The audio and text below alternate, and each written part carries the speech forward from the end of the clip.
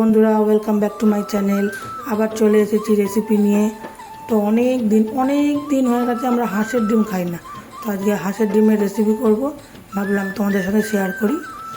তেল গরম বসিয়ে দিয়েছি, এখন চন্দ্রমুখী আলুটাকে ভেজে নেব। আমি যখনই ডিমের ডালনা করি আমি এরকম মাংসের মতোই আলু কেটে করি।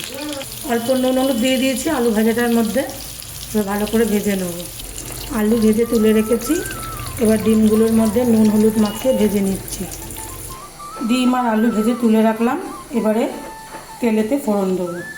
তেজপাতাটা দিয়ে দিলাম, গোটা জিরে দিয়ে দিলাম, দুটো লবঙ্গ দিলাম, কুচি করে রাখা দুটো পেঁয়াজ দিয়ে দিলাম। পেঁয়াজ ভাজার মধ্যেই স্বাদ মতো নুন দিয়ে দিলাম, যাতে পেঁয়াজটা খুব ভালো ভাজা হয়। আগে যদি পেঁয়াজ ভাজার মধ্যেই নুন দেওয়া হয়ে যায় তাহলে পেঁয়াজটা খুব সুন্দর ভাজা হয় এবং পুড়ে যায় না, আর হালকা একটা জল ছাড়ে। পরিমাণ মতো হলুদও দিয়ে দিলাম। পেঁয়াজটা আমার ভাজা মোটামুটি হয়ে গেছে। তো এতে আমি কি মশলা দেবো চলো তোমরা দেখে নাও। আমি এই মিক্সির জারেতে শুকনো লঙ্কা 5টা, গরম মশলা গোটা, আর রসুন, আদা, আর টক দই আর গোটা জিরে বেটে নিয়েছি। তো এটা এখন আমি দিয়ে দেবো। আর দিয়েছি 2 থেকে আড়াই চামচ মতো টক দই। এই মশলাটা এখন লো ফ্লেমে 5 থেকে 10 মিনিট ভালো করে কষিয়ে নেব। এই চামচে 1 চামচ মতো ধনে গুঁড়ো দিয়ে দিলাম। এই চামচের হাফ চামচ আমি কাশ্মীরি লঙ্কা দিয়ে দিলাম, একটু চিনি দিই। তো এই মশলাটা আমি এখন দিয়ে দিচ্ছি, তারপরে বলছি কি কি আছে এতে। তো বন্ধুরা, ওর মধ্যে ছিল জায়ফল, জায়ত্রী, ছোটো এলাচ, বড় এলাচ, শুকনো লঙ্কা, মৌরি, ধনে, এইসব আমি গুঁড়িয়ে রেখেছিলাম। তো ওটাও আমি 1 চামচ অ্যাড করে দিয়েছি।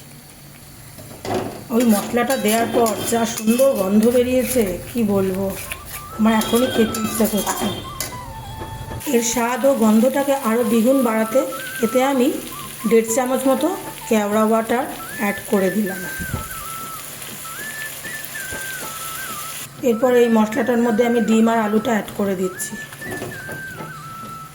তো তোমরা দেখতেই পাচ্ছ মশলা কষা হয়ে গেছে, তেল ছাড়তে শুরু করে দিয়েছে। তো এরপর আমি জল ঢেলে দেবো। তো আমি জল ঢেলে দিয়েছি। এরপরে ওপর দিয়ে 1 চামচ গুঁড়ো গরম মশলা ছড়িয়ে দেবো, 1 চামচ গাওয়া ঘিও ছড়িয়ে দেবো।